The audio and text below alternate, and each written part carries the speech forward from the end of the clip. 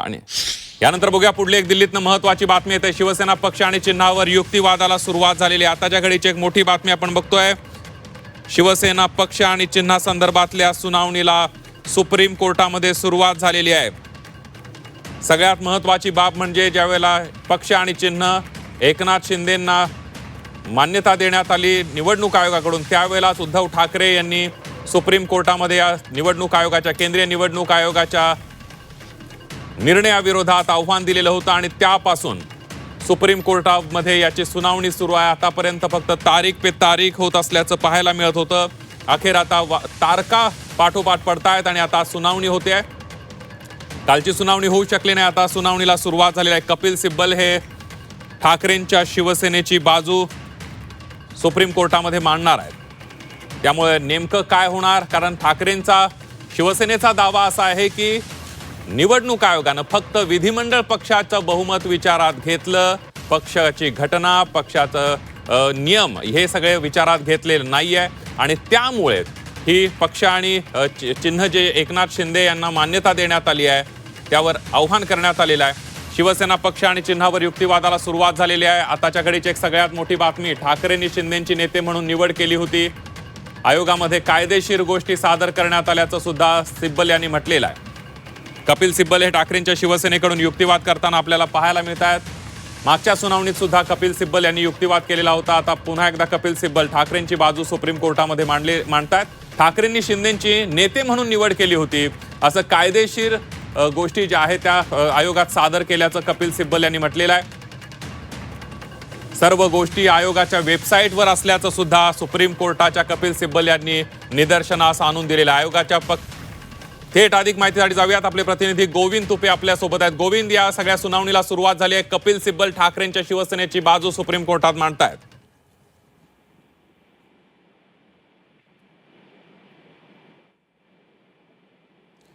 गोविंद, माझा आवाज येतोय तुम्हाला? गोविंद तुपे यांच्याकडून अधिक माहितीसाठी आपण जाणारच आहोत, मात्र आपण बघतोय की आता शिवसेना पक्ष आणि चिन्हासंदर्भात सुनावणीला सुरुवात झालेली आहे। कपिल सिब्बल हे ठाकरेंच्या शिवसेनेची बाजू मांडतायत। ठाकरे पक्षप्रमुख झाल्यावर नियुक्त्या करण्यात आल्याचं कपिल सिब्बल यांनी कोर्टाला यावेळी सांगितलंय आणि ठाकरे यांनीच एकनाथ शिंदे यांची नेते म्हणून शिवसेनेचे निवड केल्याचं सुद्धा कोर्टाला निदर्शनास आणून देण्यात आले आहे। आणि पक्षप्रमुख हे उद्धव ठाकरे झाले आणि त्यानंतरच एकनाथ शिंदेंची नेते म्हणून निवड झाल्याचं कपिल सिब्बल यांनी सुप्रीम कोर्टाच्या निदर्शनास आणून दिलेलं आहे। आयोगात पक्षाच्या सर्व गोष्टी कायदेशीर असल्याचं आणि सादर केलेले आहेत, त्याचे कायदेशीर पुरावे दिलेले आहेत। या सगळ्या गोष्टी निवडणूक आयोगाच्या वेबसाईटवर असल्याचं सुद्धा सिब्बल यांनी म्हटलेलं आहे। त्यामुळं आता सुनावणीमध्ये आणि युक्तिवाद करत असताना सिब्बल हे ठाकरेंच्या शिवसेनेची बाजू जोरकसपणे मांडताना आपल्याला पाहायला मिळत आहेत। पुन्हा एकदा जाऊयात, गोविंद तुपे आपले प्रतिनिधी आपल्या सोबत आहेत। गोविंद, बहुचर्चित अशा सुनावणीला सुरुवात झाली आहे। नक्कीच आपण जर बघितलं तर एकूणच राज्यात नव्हे तर देशाचं लक्ष लागलेला हा अत्यंत महत्वाचा राजकीय निकाल याच्यासाठी आहे, कारण का याच निकालावर पुढच्या राजकीय पक्षांच्या दिशा ठरणार आहेत। सर्वोच्च न्यायालयामध्ये या सुनावणीला सुरुवात झालेली आहे। ही अंतिम सुनावणी आहे आणि कालच या सुनावणीला सुरुवात झाली होती, परंतु कालच्या सुनावणीच्या दरम्यान उद्धव बाळासाहेब ठाकरे गटाचे जे वकील आहेत कपिल सिब्बल यांनी तयारीसाठी काही वेळ मिळावा अशी काल या ठिकाणी सर्वोच्च न्यायालयाकडे मागणी केली होती। न्यायमूर्तींनी ही मागणी मान्य करत या ठिकाणी कालची जी सुनावणी आहे ती आजच्या म्हणजे दुपारपर्यंत पुढे ढकलली होती। आता या ठिकाणी सर्वोच्च न्यायालयाच्या चीफ जस्टिसच्या समोर ही सगळी जी सुनावणी आहे, त्यांच्या खंडपीठासमोर ही सगळी जी सुनावणी आहे ती सुरू झालेली आहे। कपिल सिब्बल असतील किंवा इतर सगळे जे काय बाकीचे जे सिनियर ऍडव्होकेट आहेत ते आपली बाजू मांडताना पाहायला मिळत आहेत। आणि आजच्या या निकालामध्ये साधारणतः आजच्या या सुनावणीमध्ये कपिल सिब्बल कशा पद्धतीनं बाजू मांडतायत, नेमका जे शिवसेना पक्ष आणि शिवसेनेचं धनुष्यबाण हे चिन्ह नेमकं ठाकरे गटाचंच कसं आहे आणि उद्धव ठाकरेंचाच त्याच्यावर कसा अधिकार आहे, अशा पद्धतीची जी बाजू आहे ते या ठिकाणी कपिल सिब्बल मांडतील। त्याच वेळेला एकनाथ शिंदे जे आहेत ते त्यावेळेला विधिमंडळ पक्षाचे नेते होते, त्यामुळे सगळे अधिकार जे आहेत ते एकनाथ शिंदेंना होते, त्यामुळे त्यांच्याकडे चिन्ह कसं केलं पाहिजे असं त्यांची वकील बाजू मांडतील। परंतु या सगळ्या वाद विवाद या सगळ्या आर्ग्युमेंट नंतर सर्वोच्च न्यायालय नेमकं काय भूमिका घेतं हे पाहावं लागणार आहे, कारण का याच निकालावर बाकीचे जे राज्यात किंवा इतर ठिकाणी जे पक्ष फुटले आणि पक्षांतर बंदीचा कायदा असताना सुद्धा जे पक्ष फुटले किंवा वेगळा गट स्थापन करून जे आमदार असतील खासदार असतील जे गेले, तर या सगळ्यांसाठी सुद्धा हा निर्णय अत्यंत महत्वाचा लँडमार्क म्हणजे माइलस्टोन असणार आहे. त्यामुळे आजच्या या निकालाकडे सगळ्याच राजकीय पक्षाचं आणि अख्ख्या देशाचं लक्ष लागलेलं आहे. थोड्याच वेळामध्ये ही सगळी आर्ग्युमेंट जी आहे ती पूर्ण होईल आणि त्यानंतर मात्र सीजे जो आहे तो हे सगळे जे खंडपीठ आहे हा निर्णय राखून ठेवतं की आजच्या आजच निर्णय जाहीर करतं हे पाहावं लागणार आहे. परंतु आजची ही सगळ्यात महत्वपूर्ण होणारी सुनावणी जी आहे गेल्या काही दिवसांपासून म्हणजे तारीख पे तारीख असं सगळं जे सुरू होतं त्याला कुठेतरी अंतिम मुहूर्त जे आहे ते येताना पाहायला मिळत आहे.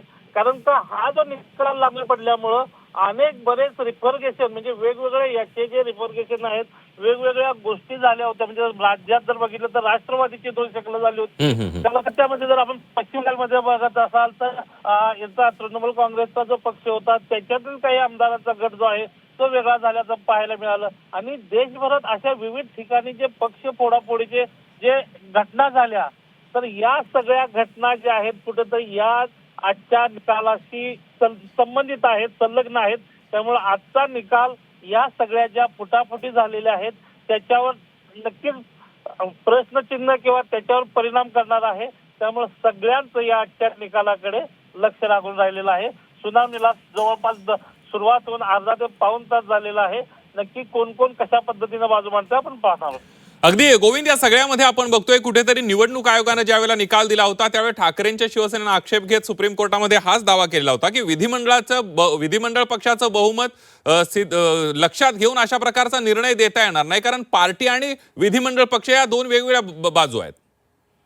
नक्कीच संदीप, आपण जर बघितलं तर त्यावेळेला वेगवेगळे राजकीय खल त्याचबरोबर कायद्याचाही किस काढण्यात आला होता. त्यावेळेला पक्ष म्हणजे काय ही संकल्पना नेमका पक्ष म्हणजे विधिमंडळातलं फक्त प्राबल्य की या ठिकाणी बाकी संघटनात्मक प्राबल्य नक्की काय व्याख्या करायची याबाबत मतमतांतर तयार झाली होती. आणि त्याच अनुषंगानं मग निवडणूक आयोगानं जो निर्णय दिला की विधिमंडळामध्ये ज्याच्याकडे बहुमत जास्त आहे, ज्याच्याकडे पक्षाची कमांड आहे, जो पक्षाचा गटनेता आहे विधिमंडळातला त्याच्याकडे पक्षाचं नेतृत्व जाऊ शकतं, अशा पद्धतीची भूमिका निवडणूक आयोगानं घेतल्याचं आपण बघितलं होतं. आणि त्यालाच कुठेतरी या ठिकाणी उद्धव बाळासाहेब ठाकरे पक्ष जो आहे त्यांनी या ठिकाणी चॅलेंज केलं होतं. आणि त्याच अनुषंगाने गेले काही दिवस काही वर्ष म्हटलं तरी चालेल याच्यावर जे सुनावणी आहेत त्या सुरू आहेत, त्या तारीखवर तारीख पडत आहेत. परंतु आजची जी सुनावणी आहे ही याच्यासाठी महत्वपूर्ण आहे कारण आजच्या सुनावणीमध्ये ही सगळी जी आर्ग्युमेंट आहे ही अंतिम आर्ग्युमेंट असणार आहे. आणि ही सगळी आर्ग्युमेंट जी आहेत ती पूर्ण झाल्यानंतर निकाल जो आहे तो आज किंवा काही 1-2-4 दिवसामध्ये येण्याची शक्यता आहे. त्यामुळे आजच्या आर्ग्युमेंट नंतर पुन्हा बाजू मांडण्यासाठी संधी उरणार नाही. त्यामुळं एकूणच पक्ष संघटनेमधली सगळी जी काही एकूण रचना आहे त्याच्यावर पक्षाची कमांड ही धरायची की फक्त विधिमंडळ किंवा या ठिकाणी संसदेतल्या गटनेत्यांच्या कडे असलेली कमान याच्यावर संघटनेचा प्रमुख ठरवायचा. हा जो काही पेच तयार झालेला आहे त्यावर पक्षाचा नेता कोण ठरवायचा याच्यावर आज सुप्रीम कोर्ट जे आहे ते महत्वपूर्ण शिक्कामोर्तब करेल. त्यामुळं एकूणच शिवसेना फुटल्यानंतर शिवसेना उद्धव बाळासाहेब ठाकरे यांची का एकनाथ शिंदेची असा जो काही पेच प्रसंग तयार झालेला आहे त्या पेच प्रसंगावर आज अंतिम मोहर लागणार आहे जी सर्वोच्च न्यायालयाची मोहर असणार आहे. सर्वोच्च न्यायालयातल्या मुख्य न्यायमूर्तींच्या खंडपीठाची मोहर ही असणार आहे त्याच्यावर. अगदी गोविंद, तुम्ही आमच्या सोबत असेच राहा. आपण बघूयात एकदा नेमकं सुप्रीम कोर्टामध्ये काय काय घडामोडी चालू आहे त्यावर एकदा आपण लक्ष टाकणार आहोत आणि त्यानंतर पुन्हा एकदा गोविंद तुपे यांच्याकडून जाणून घेणार आहोत. ठाकरेंनीच शिवसेनेची नेते म्हणून निवड केल्याचं सिब्बल यांनी युक्तिवाद केलाय. नियुक्त्या ठाकरे पक्षप्रमुख झाल्यावरच केल्याचं कपिल सिब्बल यांनी म्हटलेलं आहे. उद्धव ठाकरेंनी शिंदेची नेते म्हणून विधिमंडळ नेते म्हणून निवड केल्याचं कपिल सिब्बल यांनी कोर्टाला सांगितलं. सगळ्या नियुक्त्या या ठाकरे पक्षप्रमुख झाल्यावरच करण्यात आलेल्या आहेत हेही कोर्टाला निदर्शनास आणून दिले. आयोगाला सर्व कायदेशीर बाबी सादर करण्यात आल्या होत्या असं सुद्धा कपिल सिब्बल यांनी म्हटलेलं आहे. सर्व गोष्टी आयोगाच्या वेबसाईटवर सुद्धा उपलब्ध आहेत. कपिल सिब्बल आता युक्तिवाद करतायत. 2013 पासून सर्व निवडणुका या ठाकरेंच्या नेतृत्वातच लढण्यात आल्या. ठाकरेंच्या नेतृत्वातच शिंदे कार्यरत होते असं सुद्धा कपिल सिब्बल यांनी आपल्या युक्तिवादामध्ये म्हटलेलं आहे. बाळासाहेब ठाकरे नंतर उद्धव ठाकरेंकडे जबाबदारी आपल्याला माहित आहे की 2012 मध्ये बाळासाहेब ठाकरे यांचं आपण बघतोय की 2013 पासून उद्धव ठाकरे यांच्या नेतृत्वातच सगळ्या निवडणुका लढल्याचं यावेळेला सुप्रीम कोर्टाच्या सुनावणी दरम्यान कपिल सिब्बल यांनी आपल्या युक्तिवादामध्ये महत्त्वाचे मुद्दे मांडलेले आहेत। शिवसेना कशी ठाकरेंचीच आहे, एकनाथ शिंदे कसे शिवसेनेच्या आणि उद्धव ठाकरे यांच्या नेतृत्वामध्ये काम करत होते, या संदर्भातला युक्तिवाद आता कपिल सिब्बल हे करतायत। विधान परिषदेमध्ये क्रॉस वोटिंग झालं, ज्यावेळेला व्हीप बजावण्यात आला होता त्या व्हीपच्या विरोधात मतदान झालं। त्यानंतर हे सर्व आमदार सुरतला गेले, सुरतहून हे सर्व आमदार गुवाहाटीला गेले आणि या सगळ्यानंतर जे बंड झालं त्यावेळेला आपल्याला सगळ्यांना माहित आहे की कशा पद्धतीनं या सगळ्या 40 आमदारांनी सुरत मार्गे गुवाहाटी गाठली, कशा पद्धतीनं उद्धव ठाकरे यांनी राजीनामा दिला आणि हे सगळं राज्यातलं राजकीय वातावरण कसं ढवळून निघालं होतं, त्या सगळ्या आठवणी संपूर्ण महाराष्ट्राच्या राजकीय वर्तुळामध्ये आजही चर्चेला असल्याचं पाहायला मिळतंय। आणि याच सगळ्या संदर्भात एक फायनल युक्तिवाद कपिल सिब्बल आपल्या पक्षाकडून, शिवसेना उद्धव बाळासाहेब ठाकरे पक्षाकडून करताना आपल्याला पाहायला मिळतात। ज्या पद्धतीनं विधान परिषदेमध्ये क्रॉस वोटिंग करण्यात आलं, व्हीप डावलून काही आमदारांनी मतदान केलं, या संदर्भात सुद्धा कपिल सिब्बल बाजू मांडताना दिसत आहेत। पुन्हा एकदा जाऊयात, गोविंद तुपे आपले प्रतिनिधी आपल्या सोबत आहेत। गोविंद, आपण जर बघितलं तर संदीप, हा जो आहे तो युक्तिवाद सुरू झालेला पाहायला मिळत आहे आणि एकूण जर सगळ्यात महत्वाची जर घडामोड बघितली तर या ठिकाणी हे सगळा जो प्रकार झाला होता म्हणजे विधान परिषदेच्या निवडणुकीच्या वेळेला क्रॉस वोटिंग व्हीप बजावला असताना देखील क्रॉस वोटिंग झाल्यानंतर शिवसेनाचे जे त्यावेळेचे जे काही आमदार होते जे सुरत मार्गे गुवाहाटीला गेले आणि त्यानंतर त्यांनी येऊन एक वेगळा गट स्थापन केला आणि संपूर्ण पक्षावरच दावा केला होता आणि मग राज्यातल्या विधानमंडळानं असेल किंवा निवडणूक आयोगानं काही निर्णय जे आहेत ते एकनाथ शिंदे यांच्या बाजूने देत शिवसेना जी आहे, खरी शिवसेना ही एकनाथ शिंदेचीच आहे आणि मूळ पक्षाचं जे धनुष्यबाण हे चिन्ह आहे ते सुद्धा एकनाथ शिंदेना देण्यात आलं होतं। आणि त्यानंतर मात्र या ठिकाणी उद्धव ठाकरे यांनी आपली वेगळा पक्ष म्हणजे शिवसेना उद्धव बाळासाहेब ठाकरे अशा पद्धतीच्या पक्षाची नोंदणी करून त्या पक्षाला जे निवडणूक आयोगानं मशाल चिन्ह दिलेलं होतं, परंतु हा सगळा जो वाद आहे म्हणजे निवडणूक आयोगाने दिलेला निर्णय, त्या निर्णयाला आव्हान जे आहे ते आव्हान या ठिकाणी सर्वोच्च न्यायालयामध्ये शिवसेना उद्धव बाळासाहेब ठाकरे गटाने दिलं होतं आणि त्याच अनुषंगानं सर्वोच्च न्यायालयामध्ये वेगवेगळ्या पातळीवर सुनावण्या झाल्या, परंतु अंतिम सुनावणी जी आहे ती पार पडली नव्हती। त्याच दरम्यानच्या काळात काही जे सीजे असतील ते बदलले किंवा आणखीच बऱ्याच गोष्टी घडल्या खंडपीठात। अगदी गोविंद, मी तुमच्याकडे येतोय, तुमच्याकडे अधिक माहितीसाठी येणारच आहोत।